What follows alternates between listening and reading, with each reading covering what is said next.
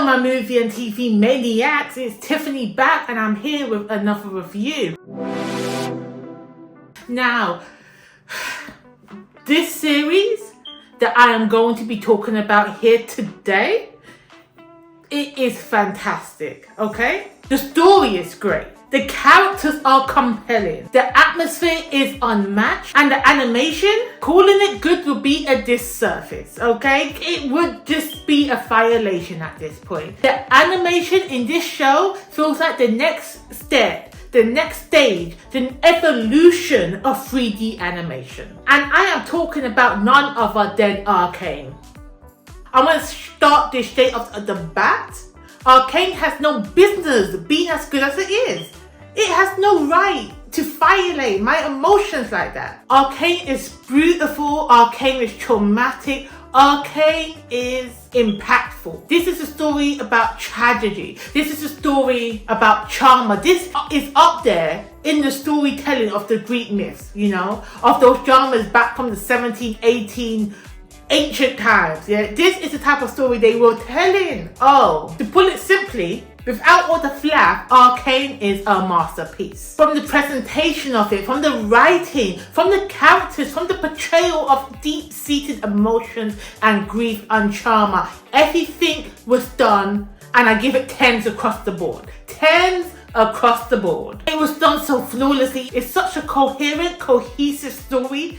And this is what storytellers strive to be. This is what people want when authors, when script writers, when movie directors, no matter what type of storytelling format you're utilizing, the type of emotion that ARCANE will bring out in you is what everybody strives to accomplish. And all I have to say is well done. Well done. Even for being not acquainted with the League of Legends lore, their world, I know it's a video game. Never played it, never interested in the world, but ARCANE now, ARCANE doing what it's doing, I am invested. And I have to preface this by saying, there's a book coming out for all my book lovers out there, because you know I like me some books. If you're not aware, I do have a book review channel, I will link it somewhere, but there is a book coming out about ARCANE, written by none other by C.L. Clarke. I'm so excited for that, but more to the point, ARCANE as a series is one of the greatest, one of my favorites. So for those of you who don't know, let me just tell you what ARCANE is about. I have touched on it briefly. ARCANE is set in the world of League of Legends. However, you don't need to understand the League of Legends lore. You don't have to have played this game to understand the beauty that is ARCANE. So ARCANE has this steampunk setting, and it's a story following unrest. So in this world, in ARCANE, there's a city that is split into two. You have the above ground city, that's where all the wealthy, the privileged people live and they get on with their life. And then you have the underground city with the dregs of society, and they get on with the get along. Okay, they are just making ends meet, trying to survive. And an overall story arc around this city is that you have this, I believe it's a university or a center for education, center for science, a center for development, and they are trying to develop and utilize new tools to make everyday living for the upper echelons of society become more bearable. But at its heart, at ARCANE's core, once you really dig deep, this is a story about sisterhood. This is a story about Fi and Jinx, aka Powder. This is a story about being separated and finding your way back to those who love you, and finding your place in a society that doesn't even want you. ARCANE is an origin story, a villain origin story. Let me put that out there. It's about the rise of the villains, because you ain't gonna tell me that Jinx is not the forerunner for this movie. Not even movie, for this show. This is about Jinx and her descent into madness. And unlike a lot of other villain origin stories out there that are more concerned with setting off the fluff and making you want to care for these villains, although ARCANE does that, like, it understands that you need to care about these characters to understand their descent into madness, to their turn into the dark side, and understand their reasons for doing their actions.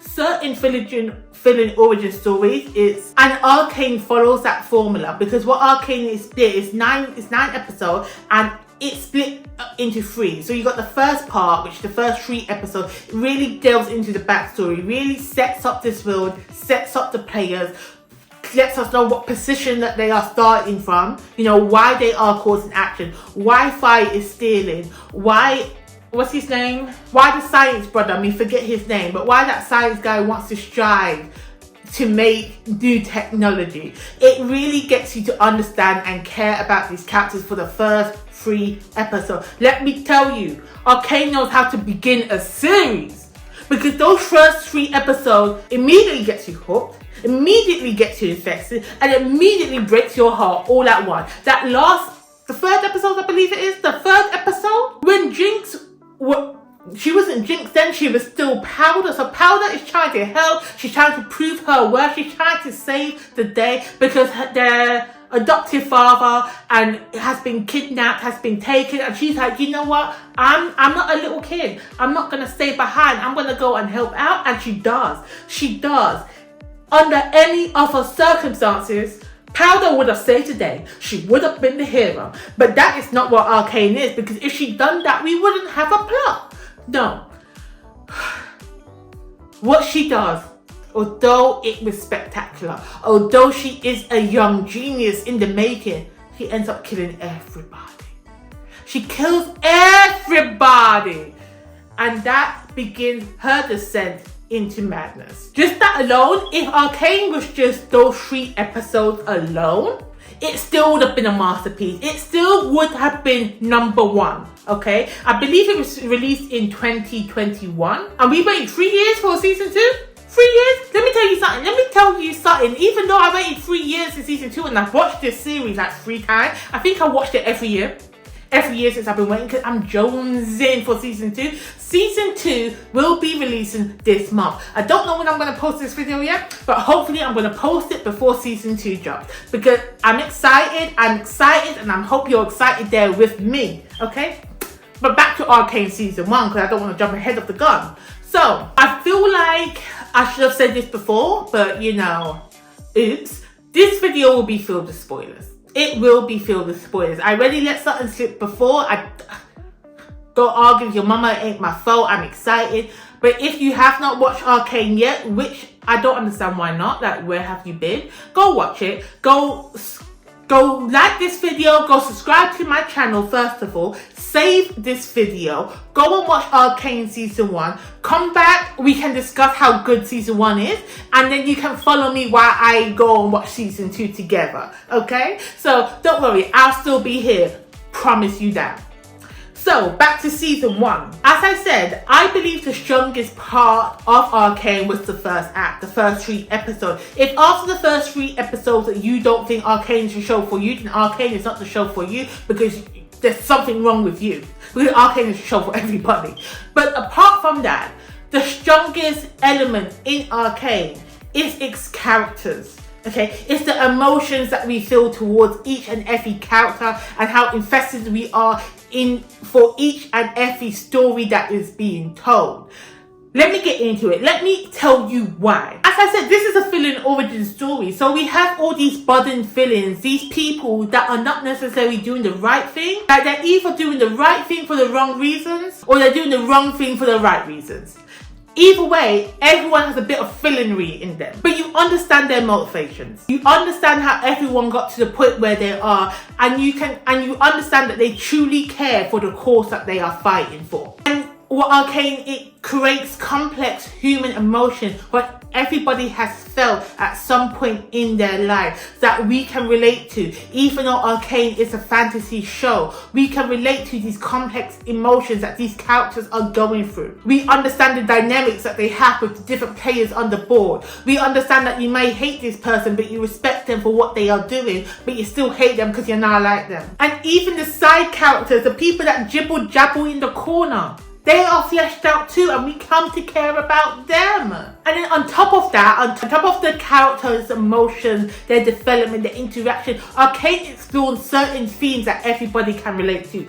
And it asks us the fundamental questions such as, will you make it out alive? Will you respond to trauma in the most rational way, or will you crumble and descend into absolute and complete anarchy? So before I go any deeper, let me discuss Powder.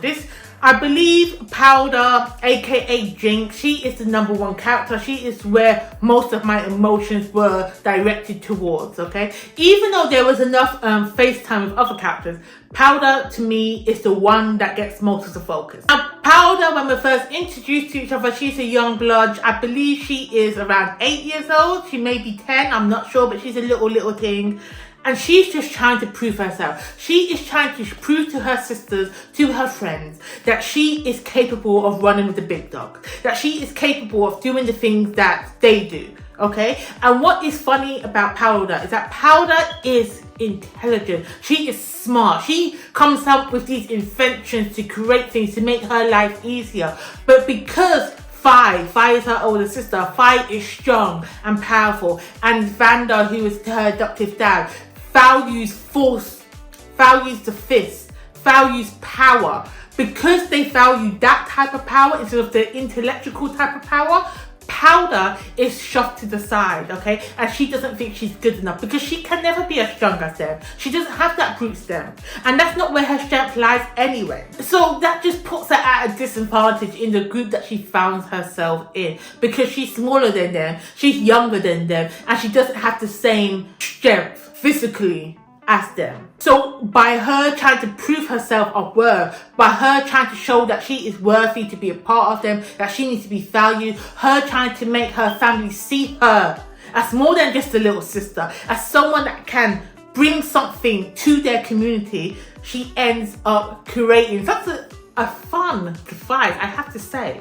The little teeth chattering and the ting blower, genius. She's smart. She's not street smart because you ended up blowing up everybody, killing everybody. And this is at this point, this is when Fi sees her, and everybody before that called her a Jinx. Any plan that they have and they bring Powder along is bound to fail.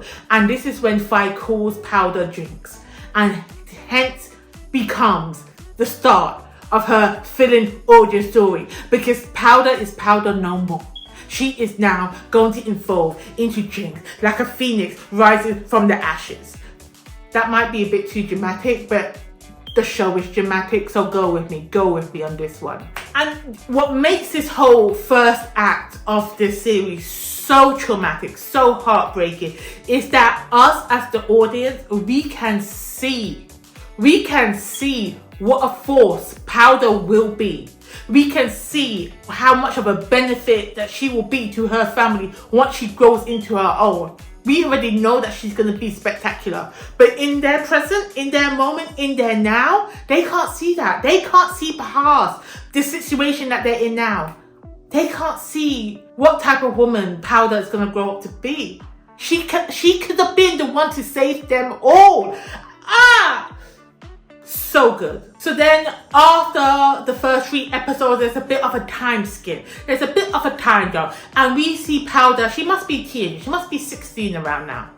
I don't think the ages have been made clear, or I just didn't take note of them because it wasn't really relevant. But she's still a teen. And she has now fallen in with the wrong crowd. She has found a new surrogate daddy. What's his name? Silco. I think his name is Silco. I'm going to go with that. So, and he is the reason why her daddy dead. Why Vander, her first adopted dad, is dead. He's the one that kidnapped him. He's the one that killed him. And just because Powder's on the floor crying, shines. Oh, that scene. I didn't say the scene. Because when Fi abandons her, Silco finds her, collects her, brings her into her own, and has raised her as her own, okay?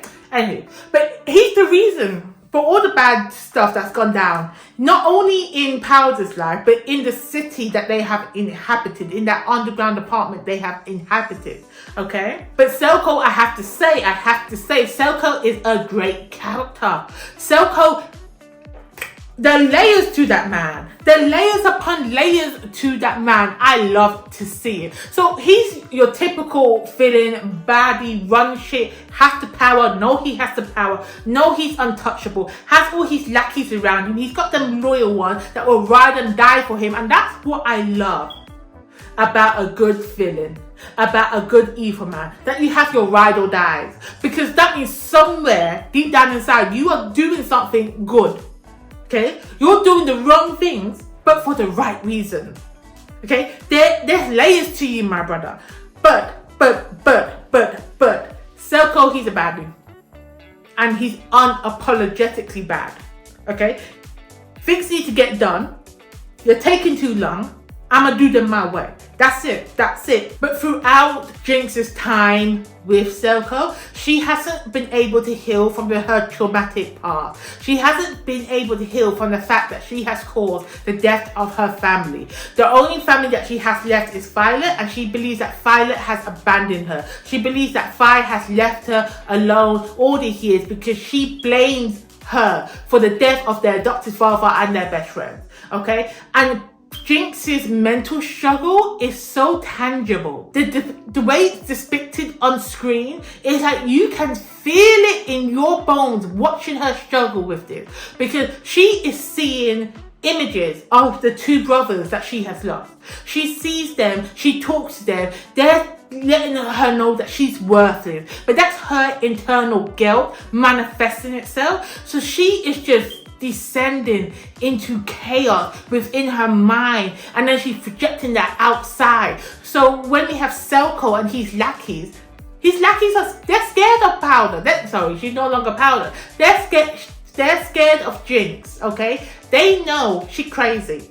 They know that she can kill them and just go oopsie, because she's losing her shit, okay? But Selko, he's just like, no, that's my Jinx.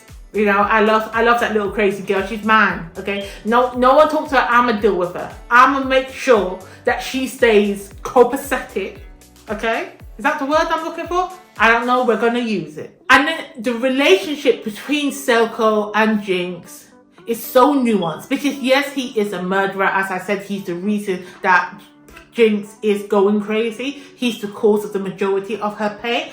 But towards the end of the series, you realize that he actually deeply cares for Jin.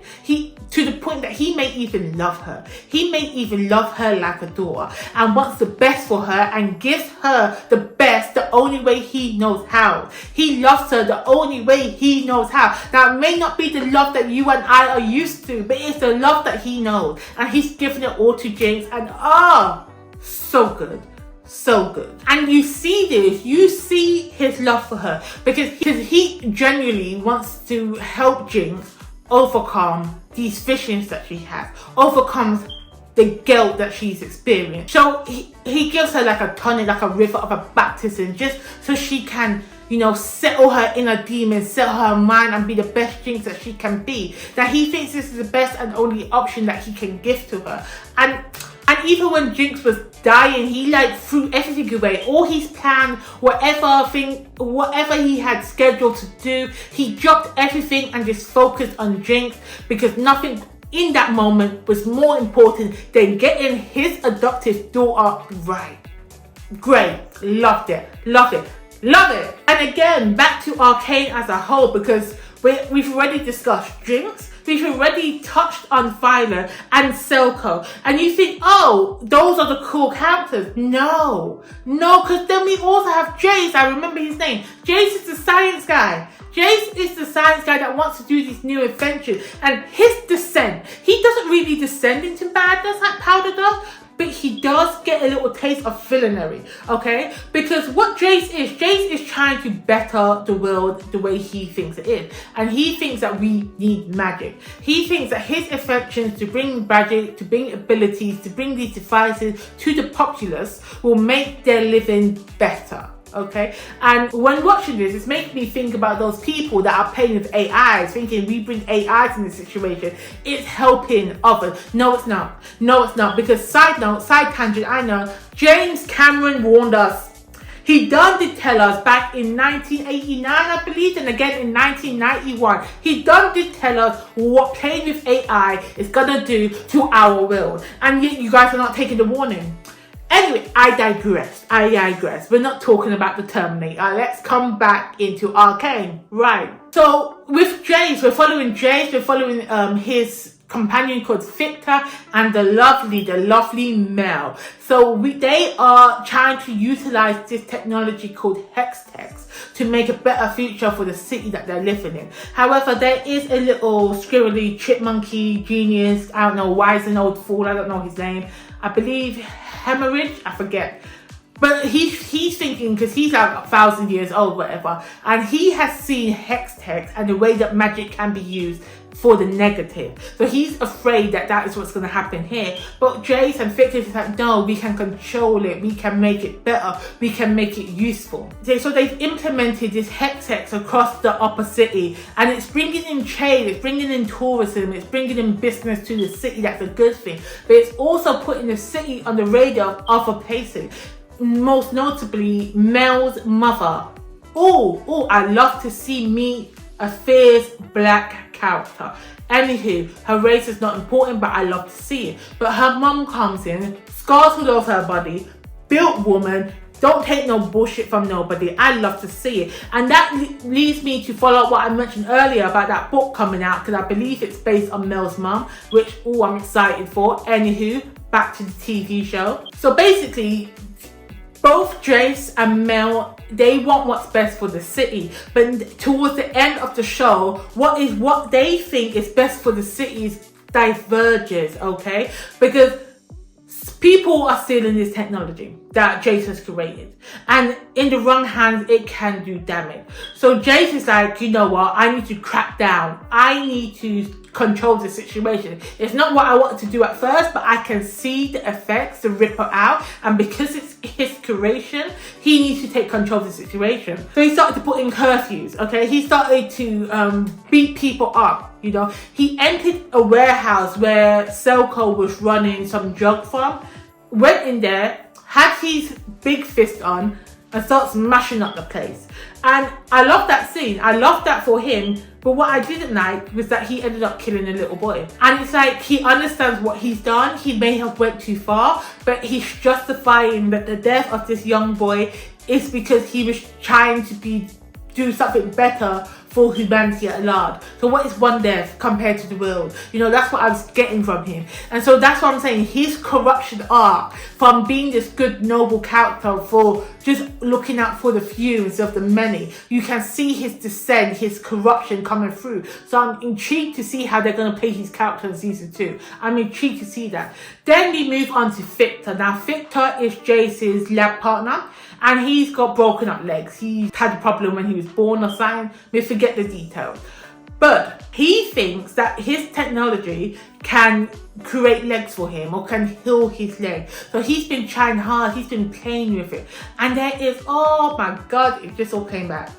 But there's this sweet little assistant lab technician that is in love with Victor, that wants to confess her love for him. But while Victor's undergoing this experiment, she comes in and she just disappears.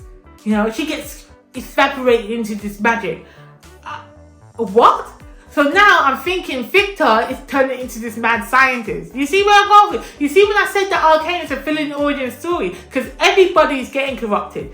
Everybody's descending into anarchy. And I'm here for it. I love it. So I feel like I've been talking to him for an age. So let me just wrap this up. Let me talk about the ending sequence. Let me talk about the ending scene. There's so much to uncover in Arcane that I haven't even touched on. Like I haven't even touched on their safe haven that they found in the inner city. And I just feel like, because I'm going to be talking forever and I don't want that to happen. But the last scene between Fi, Victor, and you forget Fi's little girlfriend, the police officer, you forget her name, but she was important. She is key. As I said, no character is wasted, but I'm only going to talk about my favourite. So Jinx finally finds Violet again and they're reunited, and they're in this room. And Jinx is struggling whether she's powder or she's Jinx. Because if she's Powder, she can be Violet's little sister again. She can go back to the time before. But if she's Jinx, that means all the madness in her corrupted mind is real, and she is Fanders. Okay, so she asks the question, where do you want me to sit? Because she has them around the table, around this table where she has all her dead people them. She has Violet on one side and Fander on the other. And there's 2 seats, one for Powder, one for Jinx. And she asks, where do I sit? Because she doesn't know who she's meant to be. And that whole scene was so impactful because at the start of ARCANE, at the end of the first act, we see Jinx, she accidentally kills her family, but now Cell kills her family. So at the end, the final scene, she's gonna kill one of them, but they're both her family, they're both a part of what makes her her, but she ends up killing one of them. And it just, that correspondence, that descent, because now she's gone over the edge. Now she can never be Powder again. She's going to remain Jinx because Jinx is who she is. And she's leading into that role. She's leading into that madness.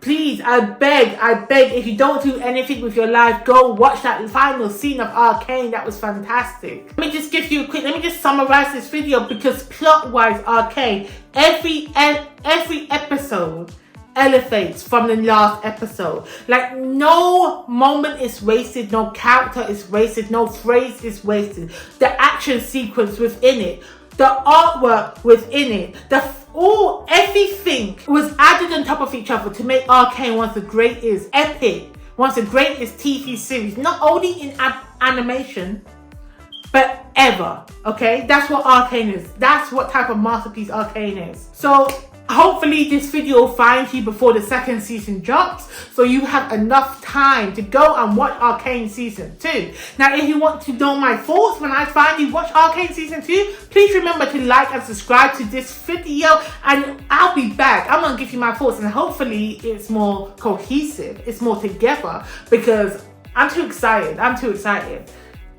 But I'll be back soon with an update. Okay, thank you guys so much for watching, and I'll see you in the next one.